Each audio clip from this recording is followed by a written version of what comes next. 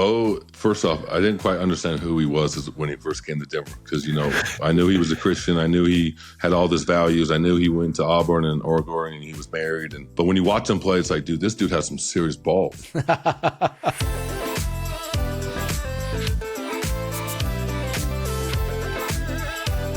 Welcome to Fitz and Whit. I'm Fitz, that's Whit, and this is a Wave original. Subscribe on YouTube or wherever you get your podcasts, and don't forget, give us 5 stars. We deserve it. We've earned it. Follow the show on social media at Fitz and Whit.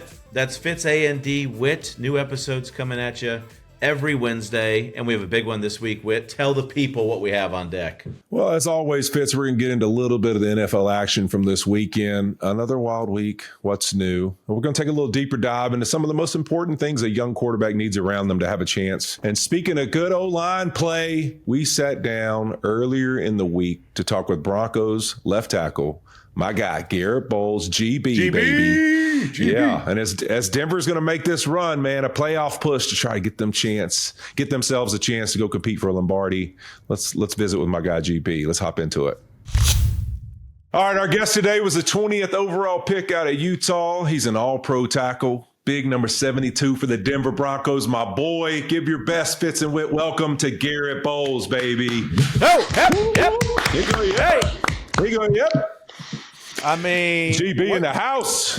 What can I call you? Can I call you Garett, GB? What do you want me to call you? You can call me GB. Everyone calls me GB, so GB is sort of my nickname around the league. So how about that voice right there, Fitz? I mean, you're getting me going, GB. that beard's getting me going, Fitz. So you're good. Oh, thank you. Well, we were just talking offline, but I want to hear about your beard journey and why, as a mountain man that you now are, that you've never really decided to grow that beard out. I have never been able to grow a beard like you two. I wish I could, but I don't. I've grown it out, but it's been sort of patchy. So okay. I just shave it once a week. Right before the game, it's sort of my routine. Right before I jump on the bus or head to the facility or head to the stadium, I have to shave it off. So, did you ever do like the gross? I like COVID, clean skin on my chin strap. Just sits nice and snug. So that's really what it is. Dude, I love that you said that. I actually it's Cincinnati. That was when I was in Cincy. That was my deal. I always shaved right before we'd either go get on the bus or right before a game. If it was a home game, I would shave literally in the bathroom. Get it nice. Get the razor on it. Oh yeah, I love to. But we were going to Indy to play, when we take that bus trip, Fitz, on a Saturday, that we take the hour-long bus ride to Indy, and I nicked it so bad that I ended up having to bring paper towels. I was bleeding all over the place the whole bus trip. Oh no! So I stopped doing it. I was like, all right, from now on, I'm gonna do it on Fridays. So I started doing it on Fridays just in case, because I nicked it so bad. It was so people are looking for napkins on the bus. I just could not get this thing to stop bleeding. It was bad. So I had to stop that. But I used to do the same thing. That was my vibe too. But what's you got a routine that you go with, GB, for every game? Yeah, so my routine is I've done it ever since Snow College, my junior college that I played for. So I always shower with the lights off. But first I shower. First I shave. Then I jump in the shower with the lights off. I just like it, quiet. Listen to my music. So I always listen to All of the Above by T-Pain, I think. That's my walkout song when I got drafted. And then it goes to Till I Collapse by Eminem when I'm in the shower. And then I just go over all my plays. I talk to myself. One thing about me and Whitworth is we have the same consultant. His coach was my consultant, was Coach Alexander. So he gives us these sheets of the studies of the different rushers and our one thoughts. Yep. And when we chart, the different things. So I just go through all those different things that I've done through the week. Talk to myself, sort of get into my zone, tell myself that I'm the best left tackle in football, and it just sort of gets me relaxed. And then I get out. I have to brush my teeth before Till I Collapse ends. I have if it ends before I brush my teeth, I have to drop it to 20 seconds to brush my teeth real quick before I can go put my clothes on. Then I'm listening to. Have you ever seen 300 Orchestra? It's like that. It's no lyrics. It's just, a bunch of sort of like a sympathy pump up. Yeah. Listen to that, put my clothes on, go and take my vitamins and my supplements. Make sure I hug my mom, my wife, my kids. Me and my son do a little handshake. My daughter and I do a little handshake, hug my little one, and then jump in the car. And then once I get about halfway to the stadium, I call my mom. She gives me a word for the game. My mom's a very religious person, so she prays and makes sure she feels the word that I need for that week. And then I call my wife. She gives me a routine, tells me I'm ready to go. Make sure she always tells me to go kick some ass. So that's what my wife says. And then I call my dad, and my dad always gives me that talk. And then I call my agent. My agent's sort of a really close friend of mine. We've been brothers for a long time, and so that's my routine. And then I listen to a scripture verse. In our scriptures, I'm LDS, so we have the Book of Mormon. So I listen to Alma 32. It sort of just talks about faith and, making sure that my faith is good so that when I go on that field, I'm just calm and composed. And then when I get to the stadium, I have to walk around the field 3 times. It's been my thing that I learned at Utah. My O-line coach, Coach Harding, told me to walk around the field 3 times. And then I can't hit the lines. I have to stay inside the white, out of bounds lines as I walk the field. Okay. And when the flag people get in my way, it drives me nuts, dude. So I have to stop, let the flag people cross the lines. I can't go outside the green lines. But, it's what I've always done. And I think, when you have a routine, I think that's one thing I realized when I was younger is I wish I had a better routine when I was younger. And this routine is just what I do. I always eat cantaloupe and strawberries before the game. My teammates think I'm crazy and I'm just pounding this giant bowl of cantaloupe and strawberries right before I go out and drinking a shake. So, but no, man, I love my routine, dude. And I think it just gets me ready to rock and roll. And then, at halftime, a lot of people don't know this, but, Coach Alexander sends me a text. It's just something that I love. It's something, he watches my games. I love when he comes to my games. And so I know I'm not supposed to tell people that, but that's our little secret. He gives me a little motivation and then I'm ready to go. So that's my routine. I love that, dude. That's awesome. I'm glad that we did this podcast after we saw you in Denver, because Fitz and I would have definitely found a way to get in your way and make you get in the green. I mean, hell no, I'm scared to death listening to that. I wouldn't mess with him. Oh my gosh. That's awesome, dude. I was with Coach Alexander as well in Cincinnati. Have you ever heard him play the piano? It's unbelievable. Unreal. I have, what, did you get his CD that he had? He made a CD. I listened to that, and then he made a baby, soft tone music for babies. Have you heard that one too? Lullaby type stuff? Yes. I haven't heard that. I wasn't on the list. So we got that for our kids, and our kids love it. So they call him Paws, by the way. Every time he comes to my house, they call him Paws. So that's his nickname. He loves it. He's sort of like a grandpa to my kids. So it's been a fun thing, obviously, our connection with me and Whit and the mentor he's been with me. And then that connection that we've had has just been a really cool experience for me this last couple of years. How much has it meant for you just to have good mentors in your life and then now being on the other side of it and kind of being the old guy that's got to show the way to some of these young guys? Yeah, I mean, obviously, Whitworth has been a huge thing for me. When I first met him, I think it was in California, in Orange County. I think you came down and he was still playing for the Rams. He's like, all I do is golf now. I got to get my back loosened up. I'm like, that's all you do, bro? You just the last couple of years, all you do is just play golf? And he's like, sounds about right. He's like, I just loosen my back up. I'm like, dude, that's incredible. But just watching him play, obviously in 2019, I was on my way out of the league. And then Coach Alexander reached out to my agent. I got to spend, I call it the 4 days of hell sometimes when you're in the basement of Coach Alexander's house and all he's doing is drilling you about trying to figure this out. I couldn't even understood what the spot was or how to place your hands. I was just going to be an athlete, and he taught me how to study because I was going through so many different coaches and so many different things. And then all of a sudden he's like, do you know who Andrew Whitworth is? And I was like, sure. He's like, well, I coached him. He's like, I coached the 2 best tackles, with Whitworth and Willie Anderson.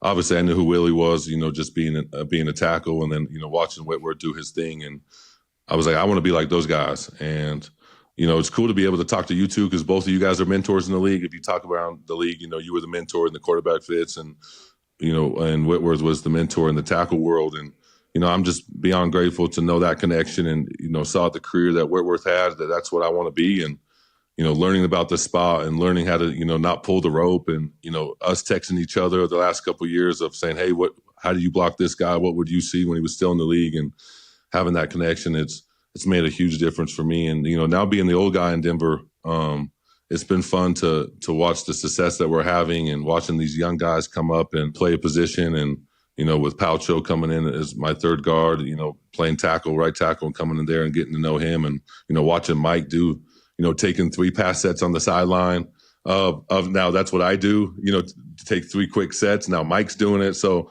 it's just been really cool to be able to have those connections with those guys. And this is the closest group of dudes that I've been around. And one thing that I realized is, like, being an offensive lineman, you have to have that love and that compassion with your boys that you play with every day. And I think it's just paying off the way that I always thought that it would. That's awesome. Yeah, talk to me about that group. Even I think it's cool having a guy now, like the Rams having Ryan Wendell, but you guys with Zach Strief, a guy who played the game, who's got some experience there being in those trenches. What's it been like playing in a room for him? It's been awesome. At first, I think, we would both say is like we bunked heads a little bit, Oh, yeah. I think he had a specific way of doing things, which I completely respect. And I had a different way of doing things. And so I just had to learn how to trust him, and he had to trust me. And, I think every coach that's coached me, they always say the first year is difficult with me, which I think it is, just because I'm very passionate and stubborn on the technique that I know that works. Like, I know what I was taught works. And,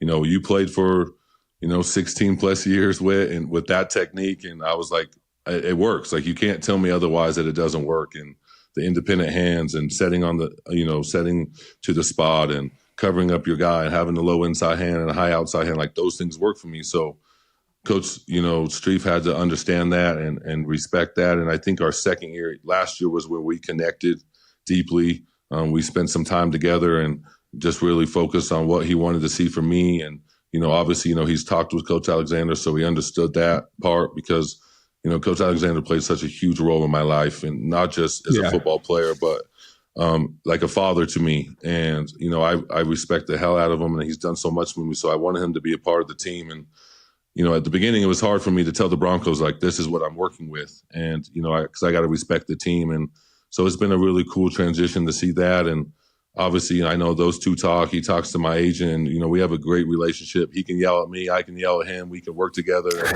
Got to be able to do that. No, for sure.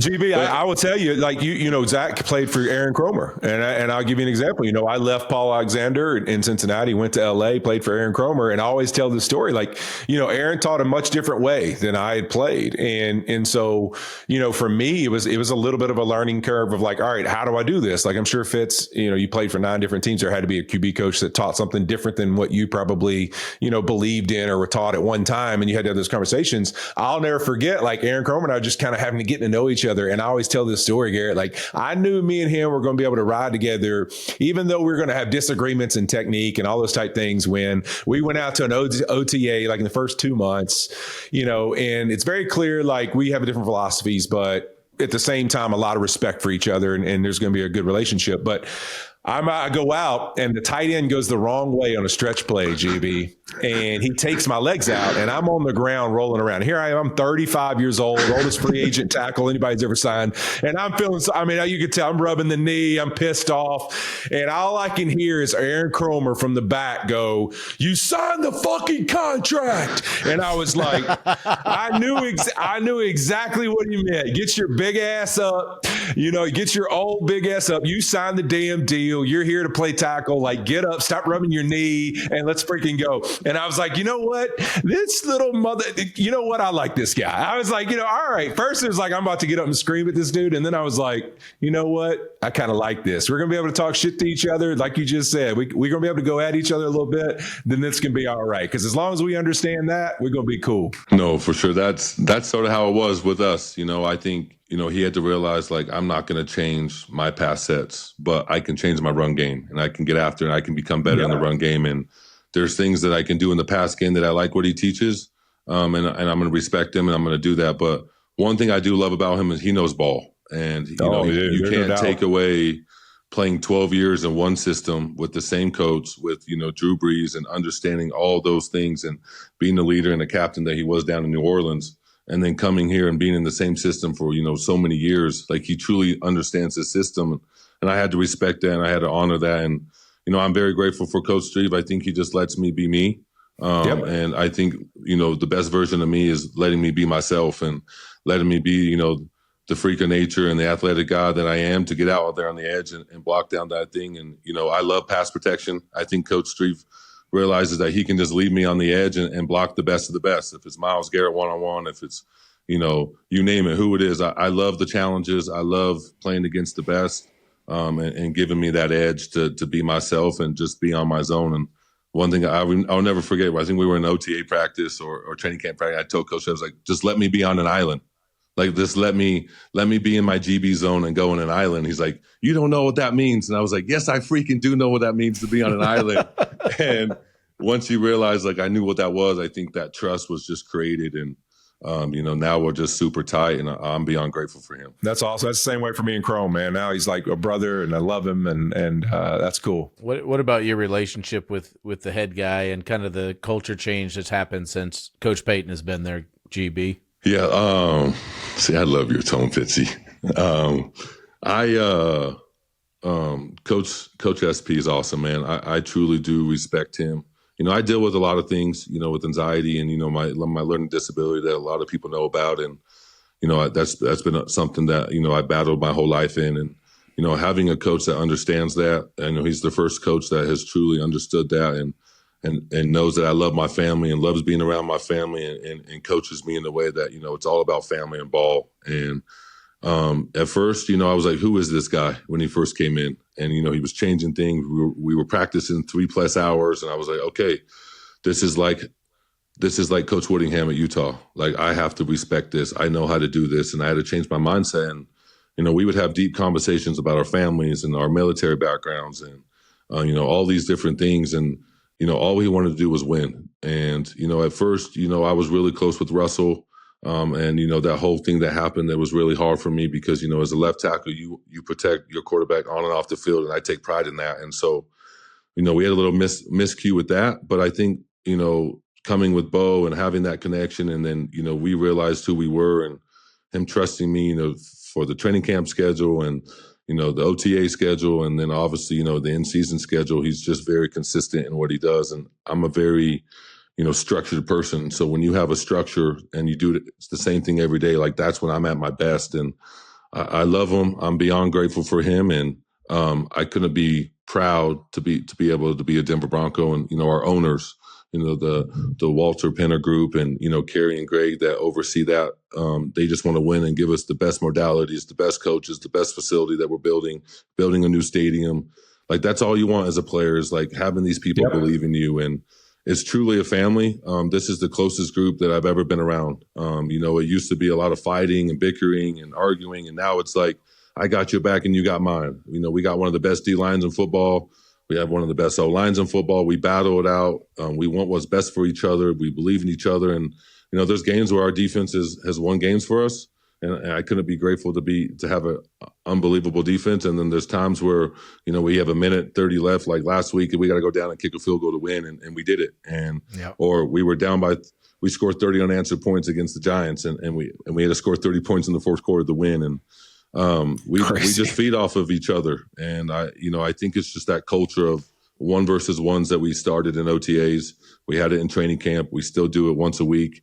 We have 4 or 5 plays where we go hard at each other. And I think it's just that respect factor and that culture factor that he builds. And I knew it was going to take about, 2 to 3 years to really have everyone buy in. And now we're seeing the results from it. And it's pretty cool to see. You talk about defending that quarterback. Talk about Bo Nix, man. I mean, obviously a guy that has just shown that the dude will figure out ways to win games. And so I think Fitz coined it the Bo experience. Sometimes, listen, he'll have his ups and downs, but in the big moments of games, I mean, listen, I think I sent Fitz a text yesterday or Sunday. I was like, literally, Bo F-ing Nix, man. I mean, it's just like when you need him to do something, like he just does it. Like he'll just find a way to do it. But he obviously gets, now there's lots of criticism of his play, like more consistency, all this. Talk about him and just, your role and really his career and defending him. Bo is, first off, I didn't quite understand who he was when he first came to Denver because, I knew he was a Christian. I knew he had all these values. I knew he went to Auburn and Oregon and he was married.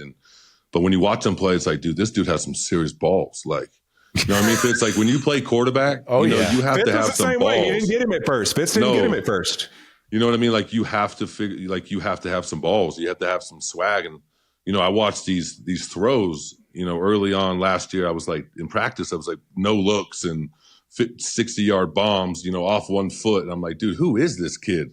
And he would get in the huddle and he would be like, basically like, freak it. Like, we're just going to go down and score and win. And, last year he had a hell of a year, being a rookie. And then I feel like this year, he's, obviously, through the NFL and, just the history is like there's that sophomore slump. And, I feel like there's some games where he comes out slinging, but then at the end of the game, when it's the fourth quarter, I don't know what turns into him. It's like he gets like Hulk juice at halftime and just like shoots him up with this IV. But like he has no fear. And it's like when he gets in the zone, it's like, come on, guys, let's go. Like, we're going to go freaking win. And we win. And he makes these throws that are like, what's going on? And our receivers are catching the ball. And then I don't know what it is. Like, we could be down by 40 points in the fourth quarter and win. Like, I truly believe that. And he's so calm and so composed and nothing phases him. Like, he throws a pick, that doesn't bother him. He gets sacked, nothing bothers him. Like, he misses a throw, nothing bothers him. And like, to have a quarterback like that, like, that's a dangerous quarterback.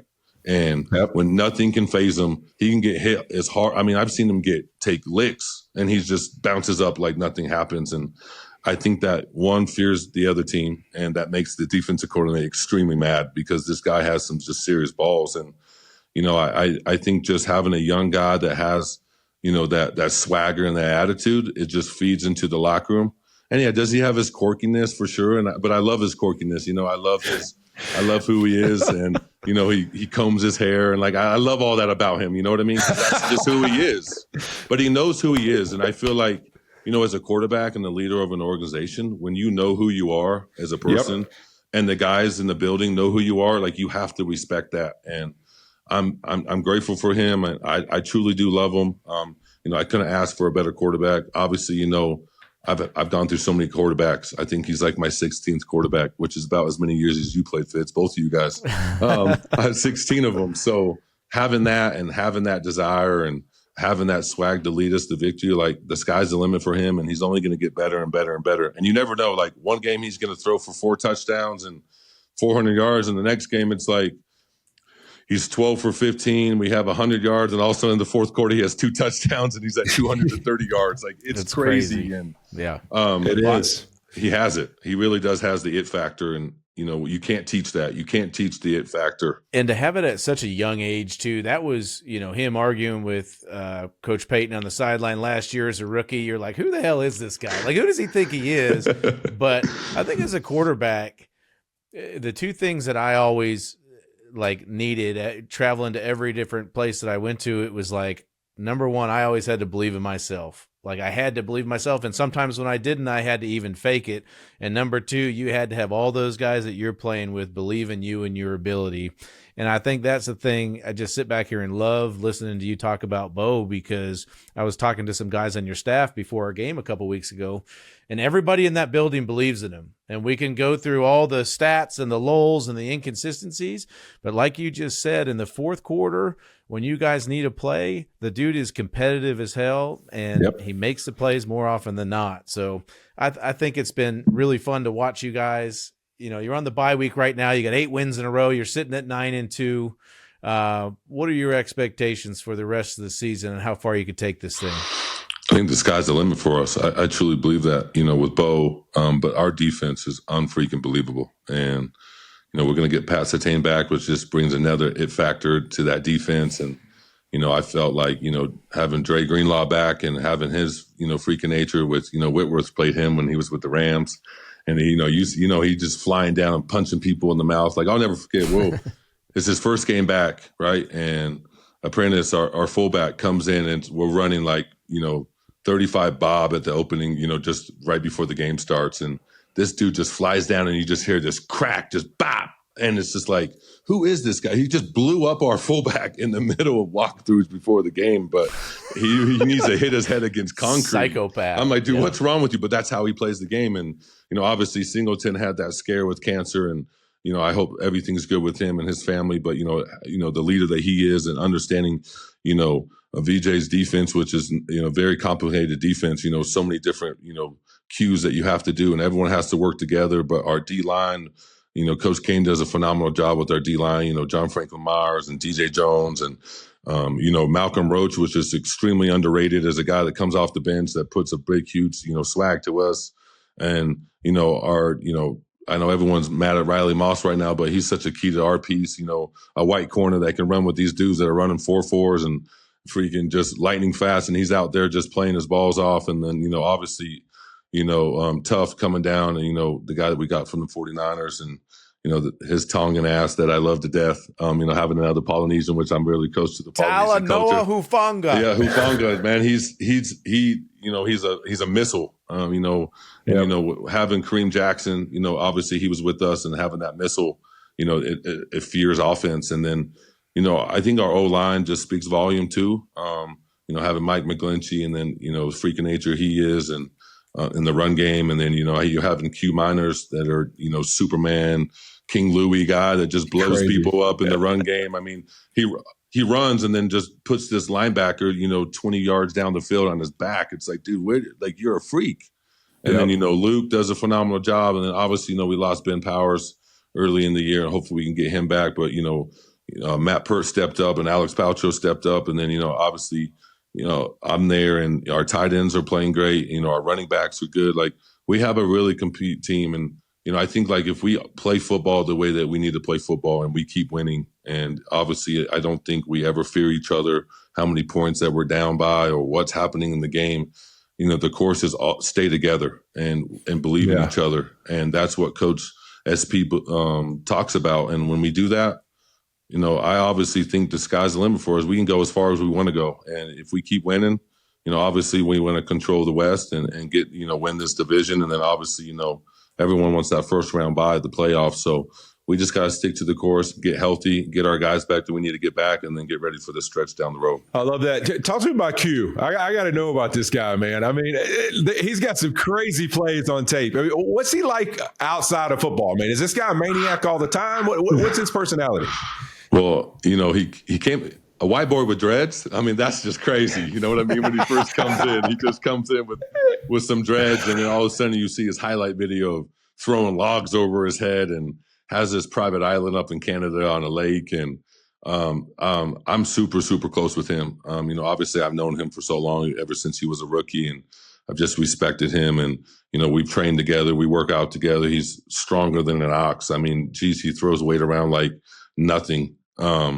And, hang clean, squats, deadlift, you name it. We have these competitions. Like I'm the old guy and he's the young guy. And we always see how much we can deadlift and how much we can bench. And we get after it. And now I'm like, okay, well, I got to slow down because I'm getting older. I don't need to be lifting this much, And he's just cranking it out. But no, he's calm. He really is calm, and he loves ball. He loves his family. He's a very private guy that just, he loves his dogs and his animals. I mean, he has more animals than, he's like a zoo at his house. He got cats and dogs and snakes and you name it. He's just that type of guy. He just wants to be at home and be with his wife and just live his life and an outdoors guy, but love him to death. He really is. But when he gets on the football field, he's a freak of nature. And when we see each other before the game, we respect each other because he has that itch in his eyes and I have that itch in the eyes, and we just know it's time to go to work. And it's cool to have a guy like that on the O-line. As we were prepping for this, GB, I was just kind of reading a little bit about your background and had no idea anything that you had gone through with your upbringing and everything. If you're comfortable talking about that, I'd love to hear a little bit more about your upbringing. No, for sure. Totally comfortable with it. I've had a crazy life. I've been arrested. I've gone, been addicted to drugs and alcohol at a very young age and, dealing with, a mother that was a drug addict and a father that, that had to deal with that at the same time on top of that. And so I don't really talk to my biological family. I've sort of put them to a side and just focus on, who I am as a person. And I had to do that for my kids and my wife. And, but, growing up in that lifestyle and truly, being in the dirt and trying to realize, who you are as a person, it makes you appreciate where you are now. And I wouldn't be where I'm at if it wasn't for those lessons and those things I learned. And quite frankly, God is good, and He's given me a second chance in life. Like the way I was going down, I should be in prison. I really should. And luckily, a family took me in. my lacrosse coach's family and has given me a desire and faith and, patience, and a family that just loves me for who I am and not for what I have, and just wants to be there for me. I always tell my mom now, I call mom and dad now. And obviously I've been a part of their family just as long as I've been a part of my biological family. And, they're my mom and dad, and I love them dearly. But I've taken a lot of lessons from my father that has taught me. And, one thing he's always taught me is to work hard and to never give up on your dreams. And he always thought I was going to play in the NFL. And I'm just, grateful for the lessons he's taught me, but I'm also grateful that the Lord has given me another family that just appreciates me and has given me a desire. They've been my, guardians ever since the 7th grade, and they created a safe environment for me where I'd go to different homes. And, I always say I have 3 moms because, I have 2 other ladies that were in my neighborhood back in Utah that took me in and would help me buy my clothes and help me buy my school supplies. And I'd eat dinner, at night because I'd get in trouble at night. The cops knew me by my first name, which is embarrassing. So every time I go home, I always see these cops and they're like, dang, GB, you changed your life around. I was like, well, it's because you giving me so much shit that I had to change my life around. But they knew me, and, it's just cool to go back at home and, see the people that pushed me. And at first I hated them. I didn't want anything to do with them, but I'm grateful for what they did. And they pushed me to the limit to where I had to figure out who I was. And either I could be the old Garett and wake up every day and, continue to do the things, or I can be the Garett that I am now, that have a family and be a father to my 3 beautiful kids and be a husband to my wife. And, that's just the greatest joy of my life, is knowing that I have my own family, my own rules, my own life, and I can raise them to be who I want them to be. And, now that my son has a learning disability with the praxis speech, which is my foundation, and, having seen what I've gone through and not knowing that I don't want to do that to my kid, and giving them the desire to live and to give them a passion. And, basically, I have an income that I can bless my kids with. And, that's just the greatest gift that football was given to all 3 of us, is we can bless our families' lives. And I don't have to think about where I was. I can think about where I am now. And my family is everything to me. And I think just those hard times of understanding where I came from, I had to realize, like, one of my favorite quotes is, it doesn't matter how you start, it matters how you finish. And, you can start off rocky, you can start off who you are, but, like, never give up on your dream. Never give up because somebody tells you can't do something. And all those people that have doubted me and has hated me and has brought me down just gives me a fuel to my fire to continue to move. And I'm beyond grateful for the lessons I've learned and the life that I've lived, because it's made me who I am. It's made me the mental toughness I have and the ability to play this game. And I play for all those kids that suffer, from disabilities, that are abused like I was, to that have dealt with addictions, that have dealt with, things that are just part of life that we live in. And, you don't realize what people go through until you've gone through those things. And, it's just given me a passion and a desire to get back to that type of a community and to give them a voice and a platform to reach out to and to talk to. And there's so many kids in my community that I've spoke to that have just made me appreciate what I've gone through, because you never know, like, so many kids are dying. So many kids are going through, gang violence and drugs and alcohol, and they don't know their vision. And, I didn't know my vision back then, and I didn't know where I was going, but having people that love and care for you goes so far. And that's what my family gave to me. That's what the Freeman family gave to me, is that love and passion. And I'm beyond grateful. And I am where I'm at because of God, and I am where I am, where God has given me people in my life to bless me and has given me a path to play this game of football. That's awesome, man. Thank you for sharing that. That is super powerful. Dude, I mean, I got to tell you too, man, what a powerful story that is. And man, what a great example you are for so many guys in this league. I just think of the guys across the league. I think we've all been on teams where you see guys struggle with figuring out who they are and what they've been through. And man, you are such a shining light for that, man. Like, continue. I would encourage you, man, continue to tell that story and be proud of that, man, because there's so many guys that need to hear it, man, and it's awesome how you've handled it and what you've done with it, man. Not everybody takes advantage of second chances and opportunities and everything else. You've been a tremendous, tremendous example for a lot of guys, man. A lot of people out there in general, forget just football and life, man. You know what I mean? And so couldn't be more proud of you, brother. Appreciate you sharing that with us, GB. I appreciate you, brother. I hope you know I love you, man. I love both you guys, but me and Whitworth, play a special role. He plays a special role in my life, and I'm just grateful that I have mentors that I can look up to, and be able to have a life that you guys have. And it's you guys are true veterans of your crafts and what you guys do, and how you spread the word of football, and the man that you are for your families. And so thank you for what you guys do to create a platform for me to look up to be the football player that I am. So thank you guys. Man, I love you too, brother. Well, I tell you what, I was a fan of you before just from watching, the football player, and I'd heard a little bit from Whit about you, but now, man, I mean, you're going to be a tough guy not to root for. That is really amazing to hear. Cool to hear everything you've overcome, and even now, I grew up in Gilbert, Arizona. A lot of LDS in Gilbert, AZ. Yeah, We've got a temple. We've got a temple right down the street. You do have a temple, man. And I have 7 kids, so everybody always assumes I'm LDS. But I really commend you for everything. And did you end up going on a mission? So I served my mission here in Colorado Springs, which is so crazy. So where I live in Parker is actually the farthest north of my mission when I served. So the people that I know and taught up here, I know them. So it's been cool to be a part of this community and see all the people. Oh, that's crazy. That I've been a part of. So, or when I go to my temple, I get to see the people I taught, and now they're part of the our religion and culture. So it's been really cool to be a part of this community. When I got drafted, I said I'm going home because I've served here.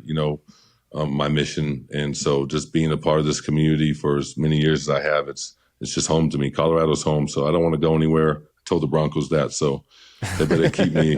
They better keep me like the Rams. You better keep him. That's right. That's right. That's right. Yeah, we always said that working for Amazon, Fitz and I, with him having 7, me having 4 weekends, we just can't do. So we're like, man, this is going to be really hard to negotiate because this is the only place we can work with our family situation. So if they don't want us, we're in a lot of trouble. So please have us. We want to work on Thursday Night Football because it's the only way I can get home in time. Are your wife going to get mad that you're gone for Christmas in Kansas City?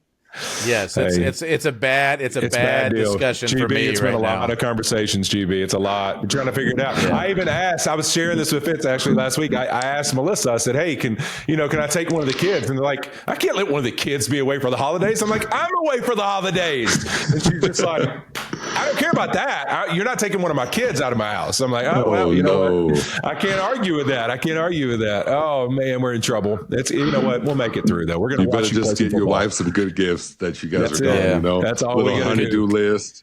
Make sure the house is clean. Could you imagine, GB, the logistical nightmare of having Christmas somewhere else we have 7 combined kids. 11 kids. So it's God. like, how the hell are we supposed to do that? But you know what? We're going to get to see you, which is exciting. It'll be good to see. My family's actually coming to the game, so we got a suite for my family. Nice. How old are the kids? What's the oldest? So Kingston's 8. So I had him when I got drafted. And then Araya's 6, and then Zaya, we had her last training camp, so she's like 16 months. So 2 girls and a boy. So 1 more, and then I'm done. I don't know if I can pop the 7 kids or. Well, you have 4. You have 4, don't you, Whit? 4, yeah. Yep. See, 4 is a lucky number. 4 is a lucky number for me. Everyone's like, "Well, aren't you Mormon? Don't you have like 10 kids?" I'm like, "Dude, I'm not. No 10 kids for me. I'm stopping at 4." They start raising each other at some point, though. Yeah, Fitz's philosophy is you just keep having more, and they just take care of each other. That's his philosophy. Fitz, how old is your oldest? So my oldest is 18. He's a freshman in college. Okay. Think about how cool this is, Garrett. We went and visited him last week. His oldest, Brady, is going to Harvard, where Fitz went to school, him and his wife. We got to go visit him in his dorm last week at Harvard. Really, I mean, talk about a cool moment, like as a dad, like to go back. Your son's made it to opportunity he's always wanted to do since he's a little kid, go to Harvard like his parents. So he's going to Harvard. We got to go see him in his freshman dorm. It was really cool, man. Pretty special. That's sweet. You have to be a proud dad there, Fitz. Oh, so proud. And I tell you, so I got to spend a couple days with them, and I went to class with them Friday morning, which was neat. And I walked out of the experience thinking, gosh, we done good. That's what I told my wife. I said, we did a good job. You did great. But, there was one little hang up. Whit and I were in his room. First of all, the room smelled like shit, like worse than a normal. There's four dudes urine in this room. Ramen, cat urine. Like, we don't know what the smells were coming out of this room. But I go show Whit, because my son is 6'5". He's a big kid. Like the small little twin bed that he has to sleep on, which I'm sure the pain of having to do that. And he doesn't have any pillowcases on his pillows. And I'm like, Brady, what's going on? He said, oh, they fell off last week. I can't find them.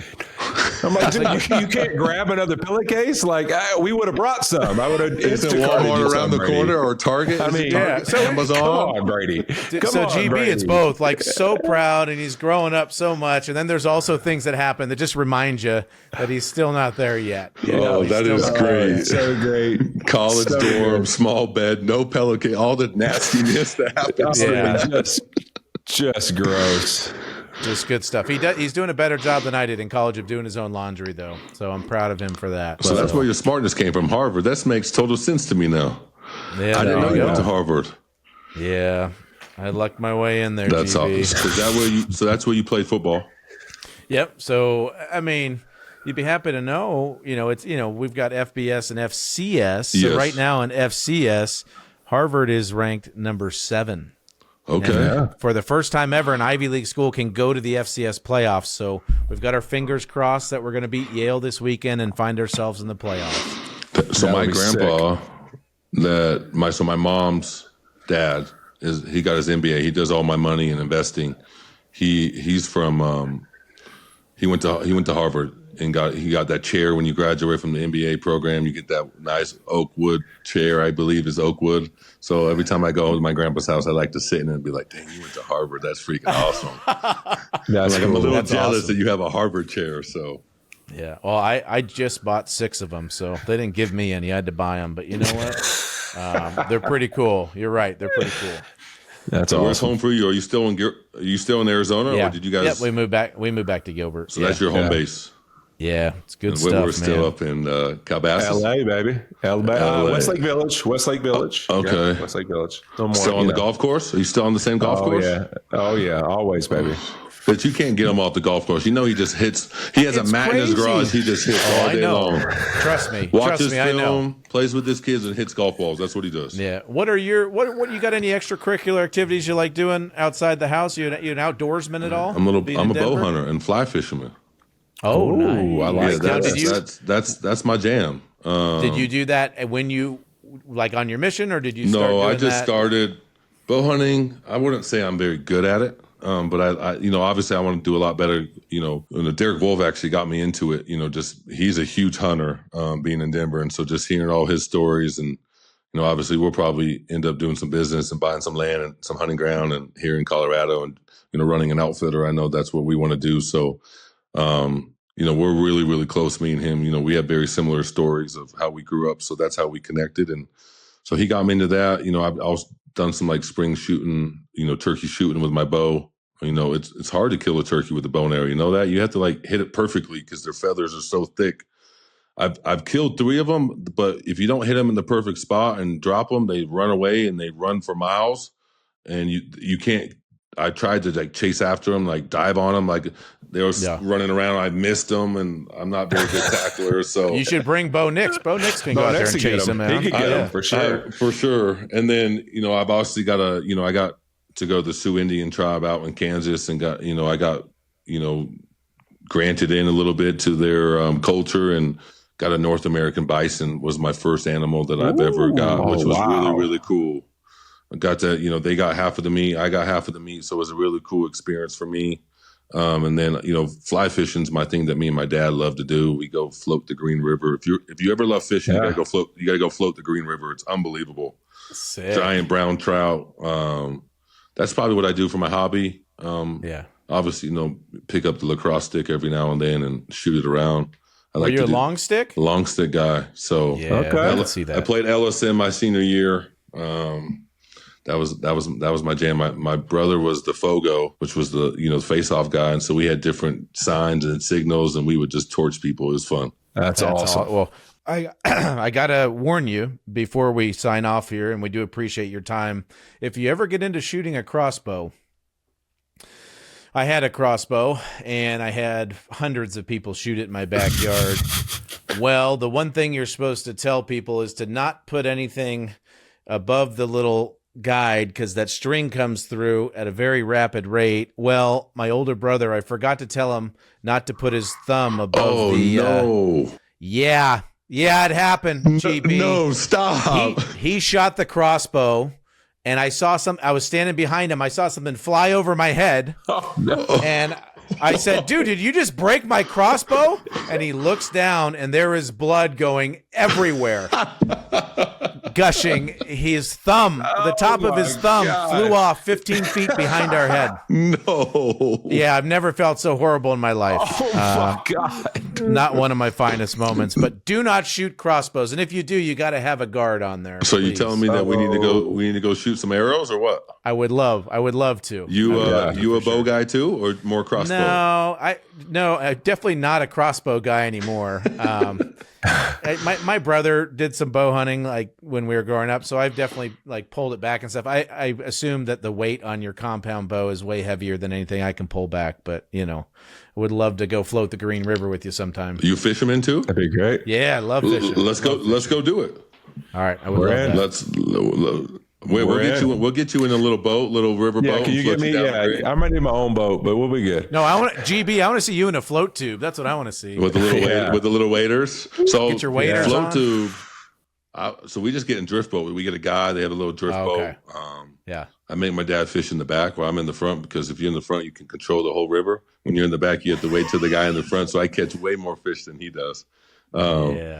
But he's been doing it forever. So, but it's so peaceful being on the river and just getting away and just floating and seeing the scenery and the beautiful, red rock that's, in the canyon right below Dutch John and Flaming Gorge Dam, right on the border of, Utah and Wyoming. And so it's beautiful, man. You guys got to do it. We'll do it one of these days. We got to get Whit out of LA. He got to. We'll do it. I'll know, man. We got to get him back into his roots of LSU. He'll have his bug spray and his special suits and his sunscreen, and he'll be doing the whole face mask. Get out of here. Protect that bald head of his. So, GB, thank you for joining us. Next time, we'll leave it for our next conversation. I'd love to hear about your pre-fishing routine and everything you have to do before you get in the boat. But we'll save that conversation for I'll send some videos to Whit so he can show you. Yeah, appreciate it. That'd be great. I love You're you the man. guys. Thank you, Appreciate GB. you. Appreciate it, GB. Appreciate you, man. You guys have a good one. This next segment is presented by DraftKings. The crown is yours. Okay, Beardos, another week of NFL action means another week to win big. We're moving on to Week 13, Whit. And we're each going to pick our top 3 locks for players in Week 13's games on DraftKings. Let me get us started off with one here. What happens after you fire your offensive coordinator? The new coordinator just really tries to get your best players the ball. I'm going Brock Bowers with more on touchdowns. He'd be a smart man to do that. I'm going to go with a guy who is an absolute touchdown machine, Jahmyr Gibbs, for more on touchdowns this weekend on Thursday. Thanksgiving, baby. While I'm eating turkey, he's going to be scoring touchdowns. All right, let's hope to see C.J. Stroud back in action. I'm going more for touchdowns and Nico Collins. He's getting in the end zone, baby. I like that one. I'm with you on there. I'm going to stay to Thanksgiving, Fitz. Apparently I'm hungry, and I really want to stick to eating food and watching people score touchdowns. So I'm going to go George Pickens, more touchdowns on Thursday. Okay, I thought you were going to steal mine. I'm going George as well. George Kittle has been hot of late. George Kittle will be getting in the end zone more for George Kittle on Sunday. And just to end the trifecta on my turkey day with pecan pie, I want to watch Jamar Chase score a touchdown as well. So I'm going more for touchdowns for Jamar Chase. He's back from suspension. I'm planning on finishing my dessert and watching the Bengals sneak out a win against the Ravens. Whoa, Joey B. Excellent. All right, trust your read and make it pay. Download the DraftKings Pick 6 app now and use code Fitz and Whit. That's code Fitz, A-N-D, Whit.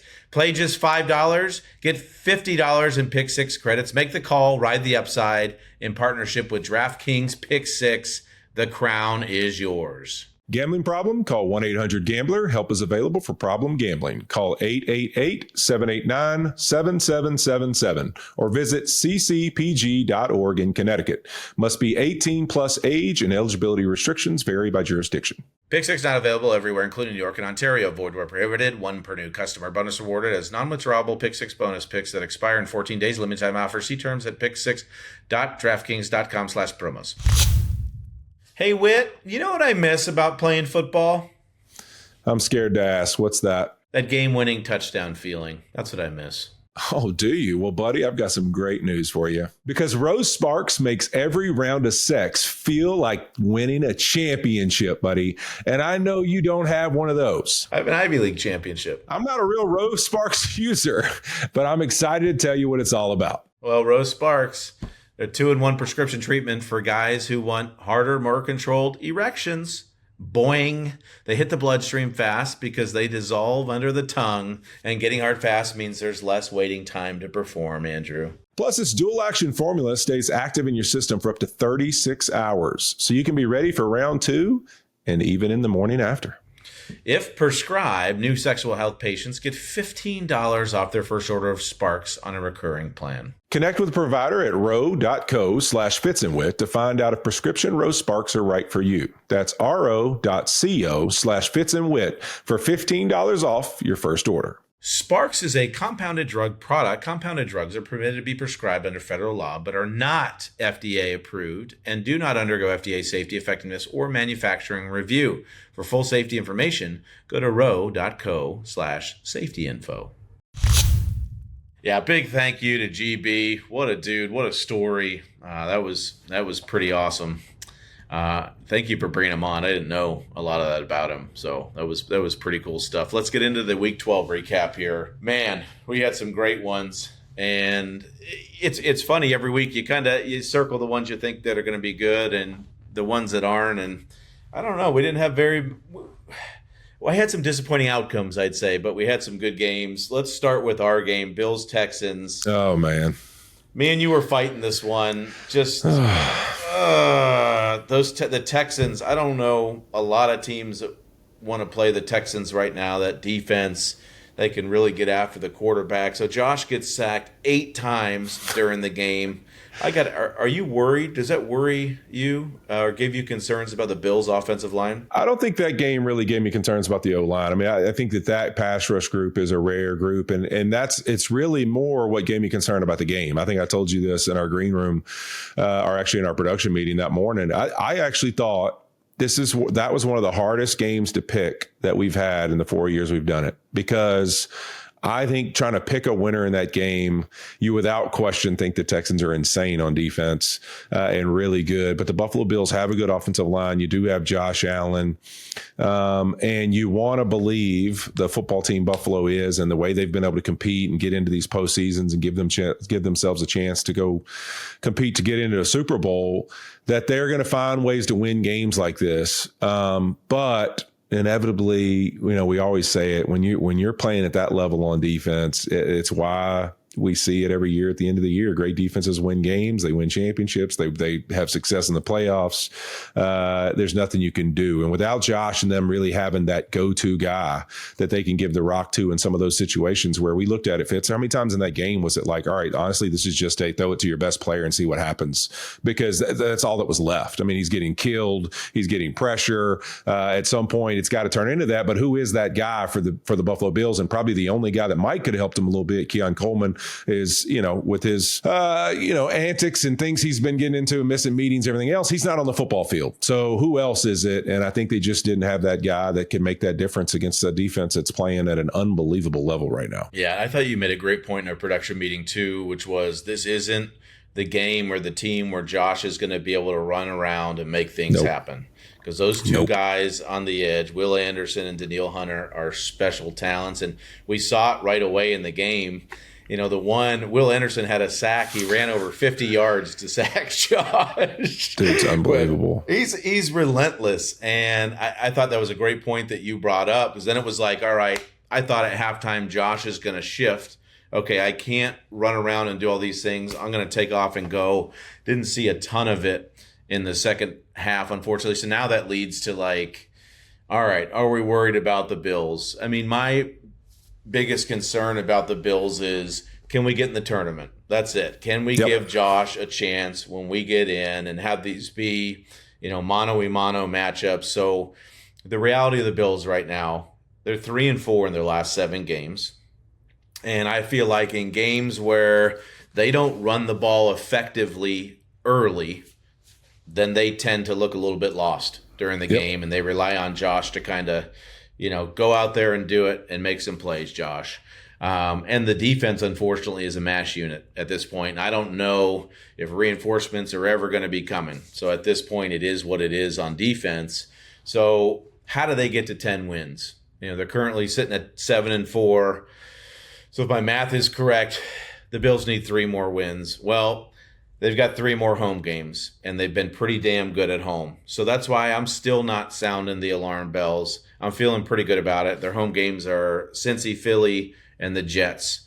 Okay, let's say that they drop one of those. Can they still get to 10 wins? Well, their 3 road games remaining are Pittsburgh, New England, and Cleveland. They've got to be able to win one of those. I'm feeling good about them finishing the season either with 10 or 11 wins, getting into the dance, and then it's all about matchups at that point. It is, and I think that's why we keep saying it. I mean, I made this point in the pregame. Like, you look at the AFC, I truly believe it's that this is one of those years similar to even when Eli Manning and the Giants won it, when they didn't have a great regular season record, but they got in and they just happened to be hot, and they played really good football in the playoffs and were able to go get themselves in the Super Bowl and win one. I think that the AFC is very much like that right now. There's not some team where I go, all right, because of how they're built, they're so dominant and they're so good that if they play their best, nobody's really beating them. You look Philly last year, it's like, man, if you're getting Philly's best shot at the way they were playing football at that time, like you're not, more than likely they're beating everybody in their way.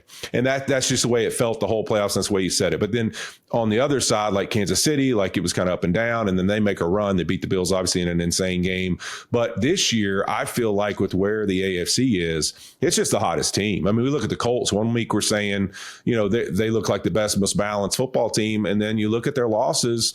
It's not that Daniel Jones necessarily plays bad or good or how he's played, but it's Jonathan Taylor. If you stop Jonathan Taylor and you slow him down, those are the games that they've lost and where they've had their lulls, is if you can just slow down Jonathan Taylor. And so when you're in that scenario and you're Buffalo and you say, all right, maybe Daniel Jones is going to throw it on us a little bit, but we're going to score a lot of points too. If we just put all our resources to slowing this guy down, we have a chance to compete with the Colts. And so then in New England, we've seen plenty of performances where we say, all right, listen, offensively, yeah, they've been good. They've not been great. They don't scare you. Defensively, they don't scare you. They have played great defense. So I just don't think there's like a scary team in the AFC. And I know right now with the way that game ended up in Indy, Kansas City is just as scary as anybody if they get in. I mean, it's just the truth. I think every AFC team is praying that Indy takes care of the Chiefs because they just won't die, man. They just won't die. Patrick Mahomes, it was kind of pedestrian all day, and then he was so good at the end there, making the plays when he had to. All right, so we had my rivalry game, Bills-Texans in the AFC. Let's shift over to the NFC. Another rivalry game for me, Rams and Bucs. I know you got to be happy about that one. I'm good. I mean, listen, I'm not going to lie to you, Fitz. I might have sent Spoon a text. I said, hey, do you want to rehab that NFC conversation about who's the best team in the NFC again? Because I'd really love to redo it. I don't know if we really got a chance to get everyone's takes out. Let's hear it again one more time. Well, we'll get to, we'll get to talk about it. We'll get to talk about it when we have the Seattle game. That's right. Yeah, exactly. And that was the point. My point was, listen, we got a lot of what ifs, but here's the reality. Strength of victory, point differential. You look at how good the Rams are. It's hard for anybody in their right mind to say that they are not the best. Now, not whether they will be, but right now, they are the best team in the NFC. It ain't even close. I think that you look at Seattle, I think they're a great football team. And as I told you, they scare the crap out of me. I think they're still probably number 2 to me. I would actually put the Rams and the Seahawks possibly as the 1 and 2 teams in the entire league. right now to me. And I think they look like an unbelievable football team. But the truth is, like, they lost to this Bucs team. And who are their big wins against? They don't have a lot of quality wins. They beat a lot of teams. They don't have a strong strength of victory, not beat a lot of great teams at all. So they're very similar in the sense of, yeah, they look awesome. They do. But they haven't beat a lot of great teams. And the reality is points that people are going to continue to say about them is Sam Darnold threw 4 picks. Well, you know what? Puka Nacua fumbled in their territory. Matthew and Devontae had some huge misses on big third downs that would have put the game away. You know, I think there's plenty of opportunities there on the first drive there. Matthew misses a throw that would have been a first down for another touchdown. I mean, the Rams didn't play good, is my point. And I'm talking about from an efficiency standpoint. So it's not like they played their perfect game and Seattle played bad. I think that the Rams, this performance, and the reason I bring that game up is that, to me, this was the kind of performance where after you win a huge game like that against Seattle, most teams have a lull week, or they have a week where, oh man, they're not really firing, they're a little off, oh man, they find a way to win. For them to come out on Sunday Night Football after a huge win and say, hey, we didn't play up to our standard last week, we're going to go show again why we are the best team, and to put a performance together like that, I think they solidified, hey, here's the reality. Who knows what's going to end up by the end of the season, but right now, we're the best team in the NFL. Stafford was dealing early. And the Devontae Adams thing, again, we talked to him about it, but it's like when they get inside the 3-yard line, it's automatic. Tight split fade. I mean, for all the young quarterbacks out there, because I know we have a ton listening to the Fitz and Whit pod, look at how early Stafford threw that football. Oh my gosh. A lot of people like to wait and see. When you get down there, there's no time. You got to put it in the right spot. He throws it early. Devontae makes his move.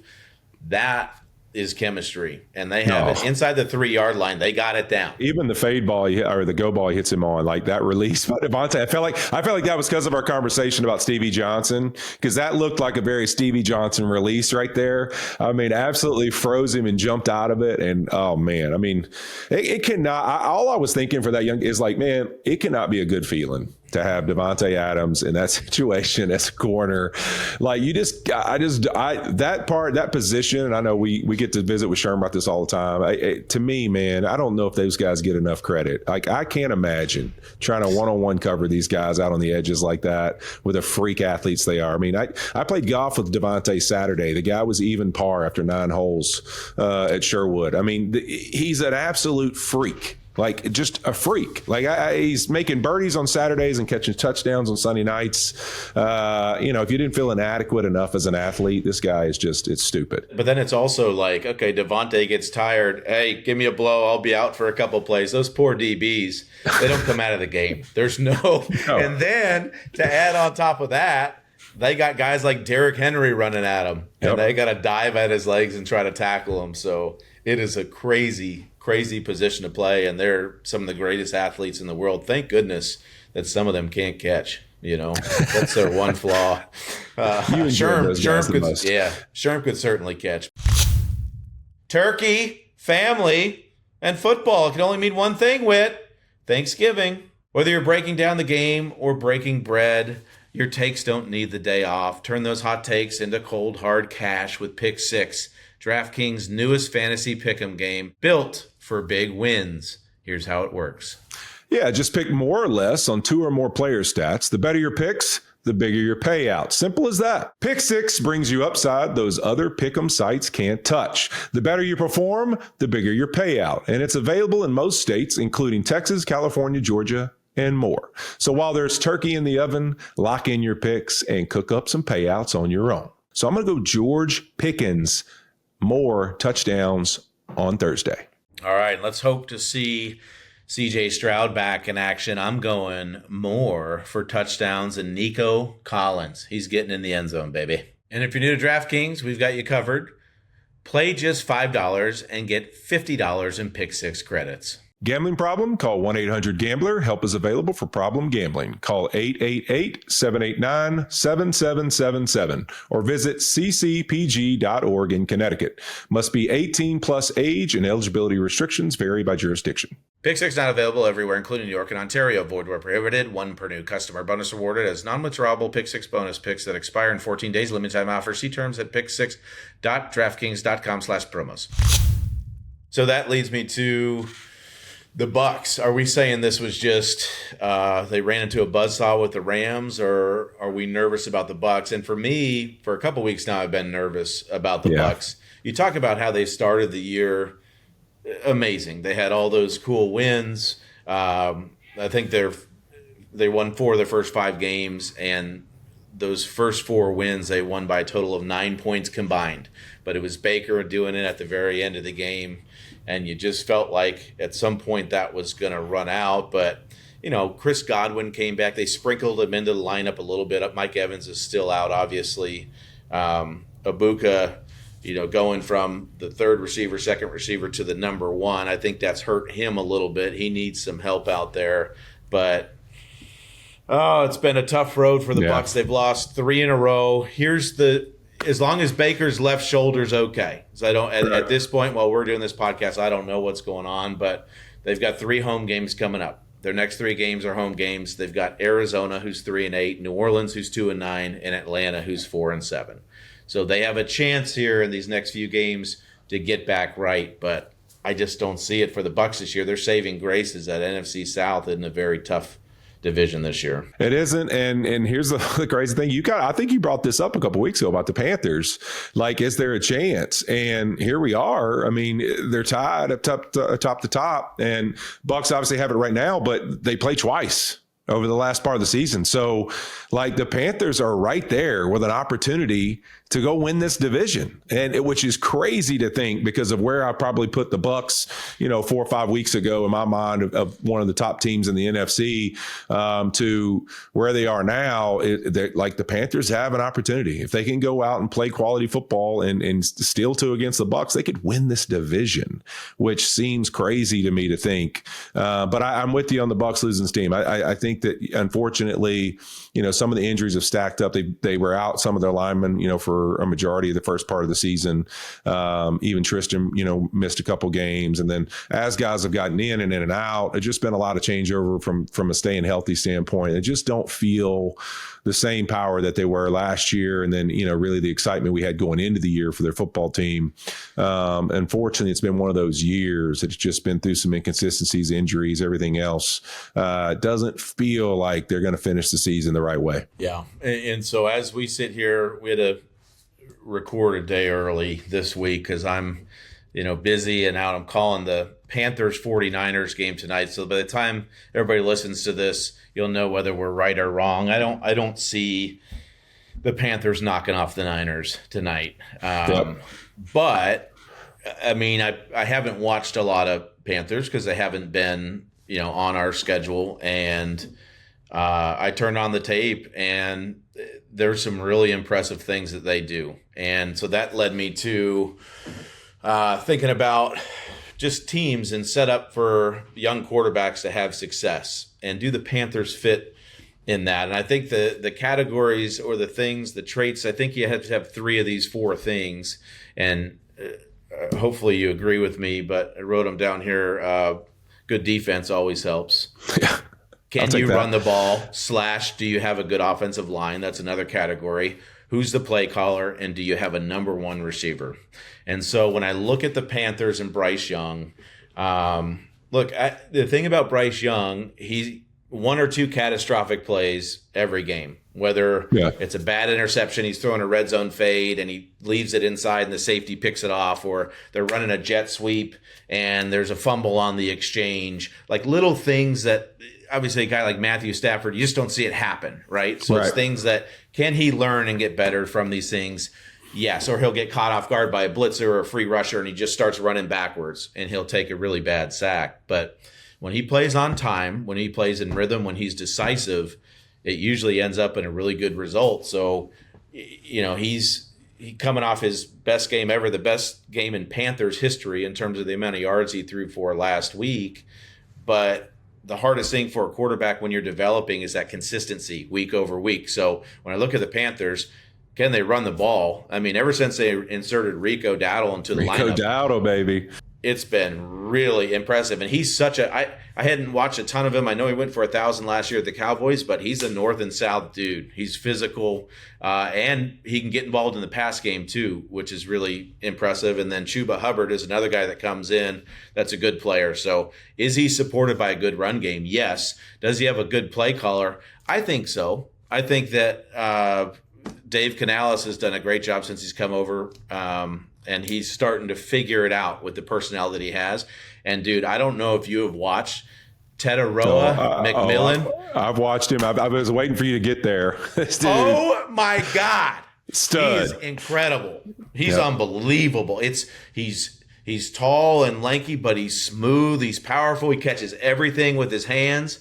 Like Larry Fitzgerald, and plucking that ball out of the air, which is awesome. And he's got some good run after the catch, too. So that's 3 of the 4. As to their defense, they're fine. It depends which unit shows up every week.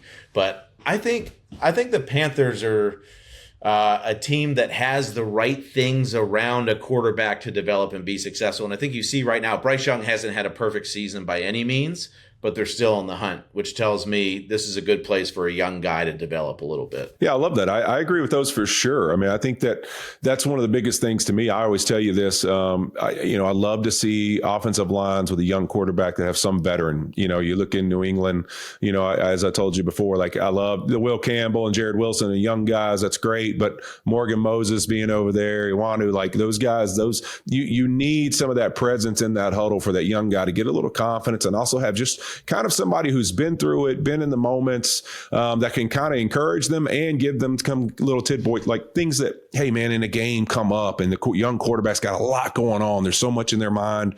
But sometimes that veteran presence up front, they can steady the group for him in the huddle, that can kind of talk about the big moments, and he doesn't have to do that. Not all those guys are wired like that to kind of be that kind of guy. So I love having some kind of veteran presence in the huddle for him up front.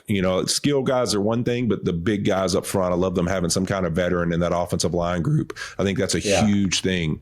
And it gives feedback to, I think, the play caller, because nobody in that group knows better. All the quarterbacks that guy's probably played with, from a guy like Morgan Moses to, hey, all the situations they've probably been through, hey man, they can give the coordinator feedback on how's he handling some of these calls, how's he handling when things get in late or early, or hey, what do you feel like helps him in our huddle a little bit? And you can give good feedback that helps, I think, develop the young quarterback as well. And so I think that all those points are great ones, man, and we see it. I mean, you look at the young quarterbacks that get that. I always talk about Sean McVay when he came in. Give it to me. The list right now, okay? And I want you to tell me. I want you to tell me yes or no with just a little, if you want to give a little bit on it. So we just talked about Carolina, Denver. Oh, yes. Great, good situation? Right? Yeah, great situation. Great defense, good offensive line, great play caller. Okay, Chicago. I think yes. I do too. So as we continue to go down this list, I think we're in a really good place right now. And I think teams have gotten the memo in terms of how do we develop young quarterbacks. So Chicago, I would also say yes. And I would say Caleb is playing fine this year. I think he's playing better than he was playing last year. But the success that they've had, there's a surrounding cast. And now all of a sudden, they're not sitting at 3-9. He's not running around for his life trying to make plays left and right. He's able to kind of feel out some of these games. And that's how you grow. I always think about Ben Roethlisberger and how good they were when Ben was young, and Ben was a knucklehead. And then as he was able to grow, he became the reason that they were so great. Well, that was not the reason when he was a young knucklehead. Houston. I'm going to say the offensive line is a struggle for me. Offensive line's a struggle. I don't know Nick Caley very well. I know. Yeah, first-year coordinator, that's tough, probably. First-year coordinator. But an elite defense. So at the very least, when you're giving up 15 points a game, that's going to allow you to kind of get over some of your struggles. I would think, and now C.J. Stroud in year 3, hopefully, he's already to the point where he's matured a little bit in that role. New England, Vrabel checked all the boxes, right? All of them. That's that was the most important thing that he did. He checked all those boxes for Drake May, and we're seeing that come to fruition. Minnesota. Play callers without a question. Defense has been, spotty at times this year, for sure, stopping the run mostly, which I think is tough. And then offensive line wise, they've just unfortunately been unhealthy, and that's the struggle there. And I think that defense has been stressed a little more this year than in years past, especially than last year. When they were putting up points and playing with the lead and being able to come after teams a little bit. So I still think it's a good situation. What about the Giants? Giants, let's see. Well, obviously it hasn't been good because you've fired everybody in the Bills basically at this point. Yeah. Now, I think that one's kind of a mixture of probably things that happened before the quarterback got there. I don't think it's them not trying to build a good situation around him. I don't think that they really anticipated he'd have to be the guy this year. I think it'd be interesting to see who's good. To me, if you're the Giants organization, how do you perfect what Mike Vrabel just did, what Ben Johnson just did, and say that those things that you just listed are the priorities, and how do we build that environment for a young quarterback? I agree with that one. The Browns. No, not a great situation. Defensively, yes. Yeah, I think they've just been a disaster everywhere else. They've been a disaster on offense. You don't really, even though some would say Jerry Jeudy, I don't think you have that bona fide one. Yeah. Tommy Reese calling plays this year again, not sure. Titans is a definite no. They fired Callahan. Hardigree's in there calling plays now. They're still trying to figure it out. They're really struggling. Again, a team that could look at the New England blueprint of how do we get guy. If we think that this is the guy, we think Cam Ward is our guy going forward, which from everybody I've talked to in that organization, they love him. They love him as a guy. They think he works hard. Guys respond to him. So how do we build a better infrastructure around him? And then the last one, the New York Jets. Now, I feel like, and you could tell me, a lot better than I do, but so 2 years in a row, they've used a top 11 pick on tackles, right? Yep. So whether Membu and Fashanu are the guys or not, they're trying to, I think, build it the right way. Now they've gotten rid of some cornerstones on defense, which makes it a little bit harder. And then they've got an unproven play caller that they brought over from Detroit. But what steps can we take as the Jets with 2 first-round picks this next year and 3 the following year in order to build that infrastructure to have a successful quarterback? Before you go, I want to say I don't think they need to rush into drafting a quarterback this next year, because I don't think if they don't have a guy that they're absolutely in love with, I don't think the infrastructure is there, and could take another year before you could bring a quarterback into a situation to be able to have some success. Yeah, I mean, they could almost be a team that does something more similar to, how Andy Dalton got to Cincinnati, and you weren't sure of the Carson Palmer situation. So maybe spending a mid-round pick on some quarterback that you think could develop into a guy instead of maybe a heavy investment, because I think they still got to build some infrastructure. I agree with you, but I also think, and you made this point about Carolina last year, I just thought it was not the right move going to Justin Fields with a young right tackle, with a young left tackle. I thought that really, honestly, here's the reality. Teams say, hey, man, you know what, this guy, we could do the run game and we're going to use his legs and we're going to do it. But the truth is, man, this is the NFL. You're going to get put in situations where you got to throw the football from drop back pass. And if you want to be any good, you're going to have to do that a lot, because how is this game won? We talk about it all the time. In the last 5 minutes of every game, you're going to be in 2 minute. You're going to have some situation where you've got to be able to throw the football down the field and methodically drive down the field with no time and win games. And I just don't think that Justin Fields has shown that he is that guy. And to me, you said this with Carolina, and that was my point, Tyrod Taylor not playing. And we've said, now he is. But man, putting a veteran quarterback in there that can just get all the skill, he's just going to run the offense in a way where young tackles are going to know the ball's coming out on time. They're going to know that we're going to actually run efficient plays. And that he's going to bring confidence to the skill guys, because he's going to put the ball where it should go. And he's going to know when they're the number 1 or they're 2 or 3, he's going to get through progressions. He's going to run an NFL offense to a degree. And then you can inject that young guy back in there once there's some confidence. And I just thought that when you look at it, man, as young tackles, it's hard to judge them, because they weren't playing a very conventional style of offense. And when they were, it just wasn't, doesn't look like real good NFL offensive football. So it's hard to judge those guys because you're constantly getting put in situations that just aren't the truth when you have a veteran quarterback in there who's playing in a more efficient way. And so I think it's tough to judge that group. And I agree with you. I think that they should invest a little more in the infrastructure, and maybe it's going and finding that guy that they think could be an answer, and having a veteran in there that can kind of bring some stability to this offense as you move forward. Yeah, and just to put a button on that, even for the play caller, like who is Tanner Engstrand? We don't know because he's been handcuffed as well at the quarterback position, and they haven't been able to do and see and evaluate. So that's why I think with them, it's important to have Tyrod Taylor start for the rest of the year because I want to get an evaluation of my coordinator. Yeah. We got to watch them all develop, and running around and not throwing the ball on time and not giving guys chances is not a way to do it. So hopefully Tyrod can kind of take that thing and run with it. And look, I was in that situation a lot of my career, which was, I go back to 2019 in Miami, and I think we started 0-7. That was the tank for 2 a year. We were awful. Skill-wise, we were awful. At quarterback with me, we were awful. O-line, I'm introducing myself to people. But we stuck with it. And I had a play caller that I enjoyed, and I was a veteran quarterback that was going to get the ball out and give guys chances, and I was going to give confidence to those young linemen playing in front of me because I wasn't going to take sacks.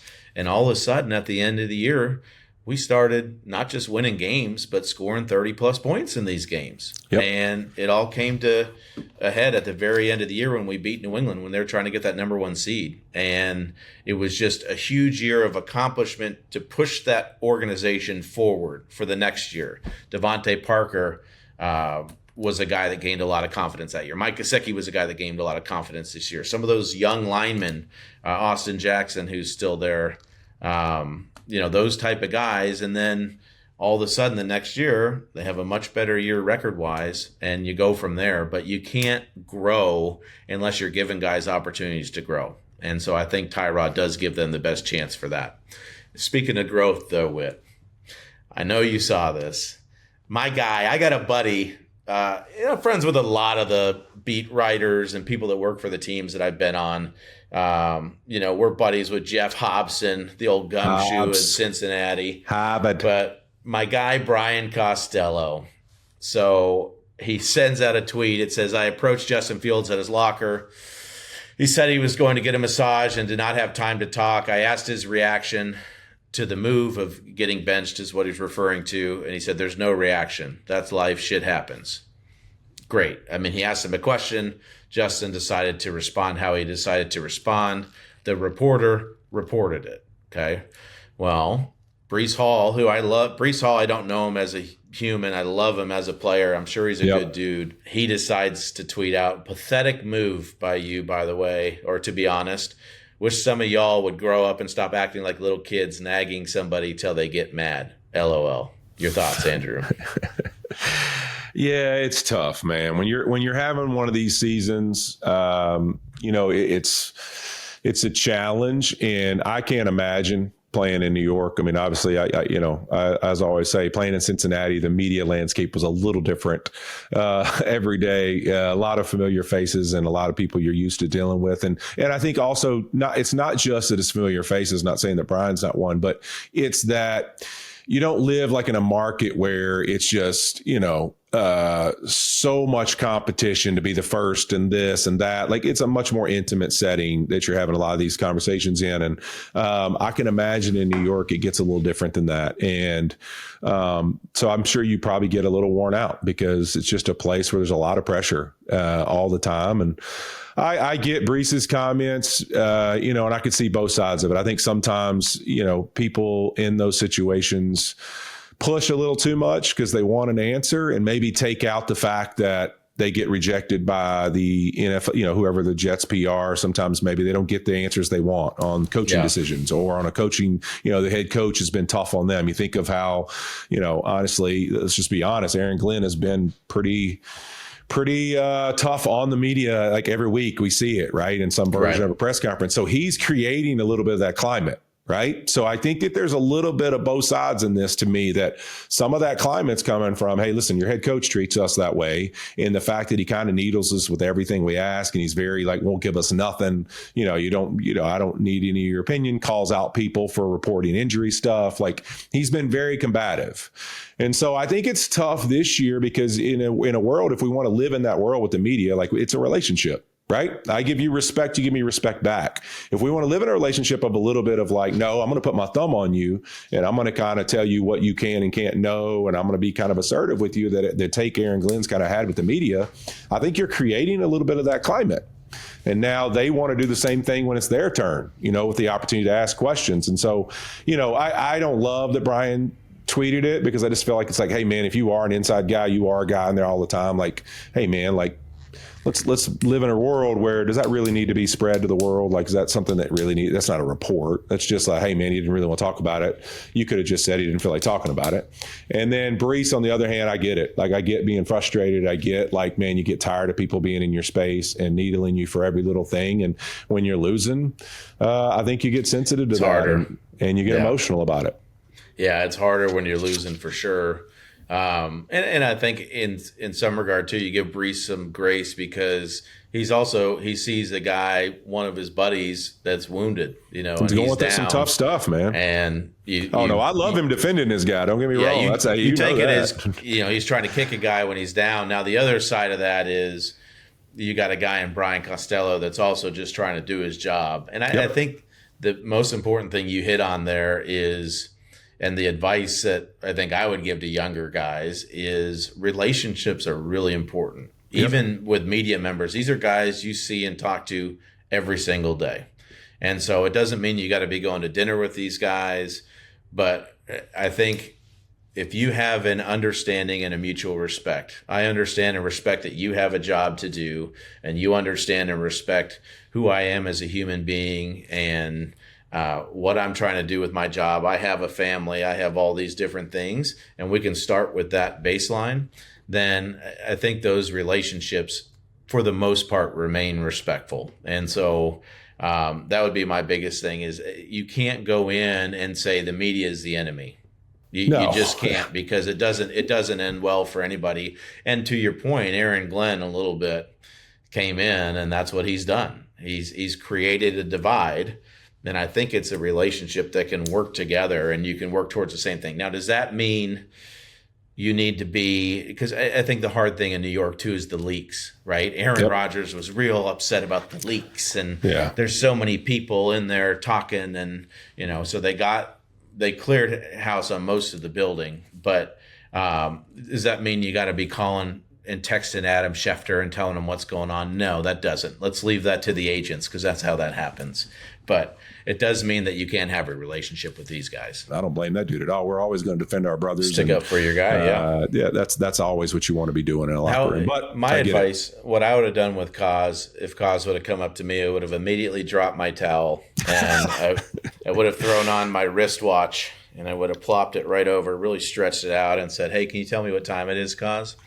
And then we just would have gone. And then if he wanted to report that, he could have reported that. But anyway, that's my usual. Usually, if I get asked a question I don't like, Fitz, I either play dumb and make them ask it again, like what'd you say, or I ask them a question just to kind of defer, to something else. Like, hey, I was more of a naked chicken guy. I know. My towel's going off, and if they're making me uncomfortable, I'm also going to try to make them uncomfortable. I didn't have a lot of shirtless interviews. No, I didn't. No, I wasn't we used to find people for that. I wasn't a big shirtless interview guy. No, just Albert Breer. He got me on tape. That was big Albert Breer. Yeah, and then you got the white cheeks years later. Yeah, we rekindled. Good cheeks, man. Good cheeks. He never forgot my cheeks, so we rekindled. All right. Speaking of cheeks, let's get into big Whit Energy, huh? What a great segue that is. My goodness, we have some great cheeks. We have a good nominee for this week. Every week, Fitz, it gets fun, like kind of getting into why or who, and there's some good ones. I think last week we had Frank Crum, the line for the Denver Broncos we talked about. We didn't end up doing one, but I told you, that would have been a good one. He blocked a field goal for the Denver Broncos offensive lineman. That'd have been a good one. And, I think this week, only because of the game this weekend, down 21-0 to come back. And this dude, every week, he could probably be in the conversation because he's an absolute dominant force for the Dallas Cowboys. Tyler Smith, man, this dude is a freak. If you haven't watched Tyler Smith play, please go do it. In this Philly game, there's some clips, and I'm not going to highlight, obviously, the guy moves people all the time, but you want to watch what it feels like to feel like a little kid playing on a football field. Watch some of these D linemen run into Tyler Smith when he gets both balls on them, and they just stop and put their hands in the air, and it's like they don't know whether to argue that they're being held or if they want to call for help, because it's like, I can't move. There are some clips against the Eagles where he gets a hold of dudes, and it's like, this doesn't look fair. Like, this poor guy can't even move. You've got him clamped down so much. So Tyler Smith is big Whit Energy of the week. A 21-0 comeback win for the Dallas Cowboys. Fitz, watch out. We talk about it, right? When teams get hot and they get momentum and they start to have belief, like Quinnen Williams come there over the last 2 weeks since Quinnen Williams been there. Sherm made this point, trade away great players, but maybe it was the environment in New York, because over the last 2 weeks, nobody's got more pressures than this dude at the D tackle position. Yeah. He's playing great. The Cowboys look different right this second. You know what? Let's see how they finish, man. Could they spoil some team season and maybe do something themselves? Yeah. Logan Wilson coming over. Kenny Clark, a little different team. And then, my God, George Pickens. Oh, my God. It is the freak of all freaks. I actually think it's screwing with CeeDee Lamb's confidence a little bit right now, because George has been so productive, and he had a few more just uncharacteristic drops in that game where it feels like he's pressing a little bit because of how impressive. It's not always, let's make sure how we convey this. Like, it's not like we're not saying that he has an issue with George, or like there's an issue with, what I'm saying? Like, it's not always jealousy. Like that. Yeah, no. It's weird. Like, you remember, we've talked to Puka, and then Devontae even brought this up. Like, it's unique when you start to have two guys that are like dominant players, and like they have to figure out, like, man, I think he's awesome, but I want the ball, right? And so it's like there starts to just be this like, man, I might only get limited ops. I got to make my plays. You know what I'm saying? And so it almost is like you start to press a little bit because you feel like, man, when I get these ops, I've got to do something with them. And I just think it starts to become like a press thing, like a little bit. Like, I want my plays, he wants his. I know I'm gonna get limited ops now because we're gonna throw him the ball too. And sometimes you just start to press a little, and it starts to get in your head when you lose a little bit of confidence because you're dropping some of these balls in moments where you feel like you should make the play. Yeah, I think that's the C word. Confidence is the big one, because you keep seeing him making plays, and you've had a bad one or a couple bad ones, and you get in your head a little bit. But I have a feeling CeeDee Lamb's going to rebound just fine. I have a feeling, because he is quite a player. I thought when you were going to say earlier, if you want to know what it's like, a little kid playing in the NFL, I thought you were going to say watching Kevontae Turpin. He is so tiny. He is so fast. Can fly. Like, how he doesn't have a faster time than anybody in the NFL this year. I know it's Jonathan Taylor and it's Jahmyr Gibbs. They're kind of the two that have been the fastest. But Turpin, when he gets going, oh my God. Oh, it my is gosh. crazy. Hey, and to listen, watch. Also, Fitz, I sent you that clip. While we're there, any kid that ever wants to play the game of football, or maybe you're just a kid at home and you want to know what sports and life, how sports and life go together. I call that play like life in a snap of football. Like, that's what it's all about, man. Can you get knocked down, get back up, same infectious energy and enthusiasm to go make a play, and good things will happen to you. Like that snap of Clark there for the Cowboys against the Eagles, forcing a turnover.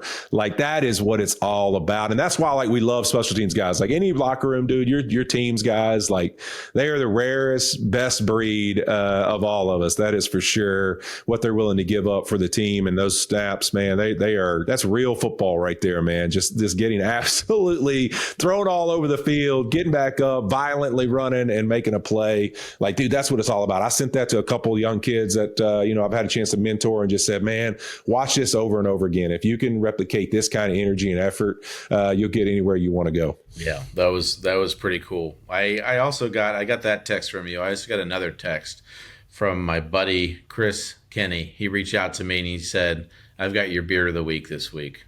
Oh, I said, I don't know. Send it my way. We'll see. So he sent me. This is the head brewer at Trogs Brewery, Dane Utes. And wow, he was not wrong. This thing is an absolute masterpiece. One of those things, if you had to guess. That is beautiful. Yeah, when you saw this guy walking down the street, you said, okay, what is his profession? Brewer would probably be number one. But yeah, I was going to say, there's a chance he works in a bar. There's a very good chance. Yeah. I would think he probably has some tattoos under those sleeves too. I would think. Yeah, probably. Just guessing. But Dane, congratulations, sick beard, dude. That's awesome. That I could get it to that length at some point in my life, but not anytime soon. So, thank you, dude. Thank you for being flexible with me this week. Of course, man. Good. Hey, first off, before you go, happy freaking birthday, you old bastard. Yeah, how about it? Yeah, birthday, 43. It's your birthday. Oh, 43. I'm going 4-4 this year. Oof, scary. Your birthday, and you're calling the game on Westwood One tonight, dude. I'm so excited for you. This is gonna be awesome. Yeah. I can't wait till next week when we get to break down. Oh my God, Ryan Fitzpatrick call, because I don't you think I haven't? I'm definitely listening tonight. So get ready. Good. And I'll be live tweeting your call. I did call Kurt Warner, and he gave me some sage advice. I talked about some of the stuff you had mentioned to me about how it's his favorite thing to do, because he's not being directed by anybody. He can paint whatever picture he wants to paint when he's calling a game on the radio. But I had to ask him, what's the dress code? I mean, I'm not on TV. What do I got to wear? And you're definitely going to push that. Well, thank God I asked, because I was like, I don't know. I think you just by default, you go with a suit. But he was like, no, I wear jeans and sneakers. So he said jeans and sneakers, but make it look respectful. So we'll see. I'll send you a picture of my outfit. That would be new for you. Did you ask him whether you could have a Guinness? I mean, are you allowed to sip a Guinness? No, I'll probably no. So my buddy Brian Edwards, Hoppes, is in Levi Stadium. So shut up. Yeah, I may have to go grab a Hoppes at halftime. We'll see. I like that. That's it for us. We'll be back next Wednesday with all the biggest news from Week 13. Fitz and Whit is a Wave original. Thanks again to Garett Bolles, GB, for joining us. And thanks to our production crew, and thanks again to all you beardos for tuning in. Have a safe and happy Thanksgiving. Peace. Something wrong with you.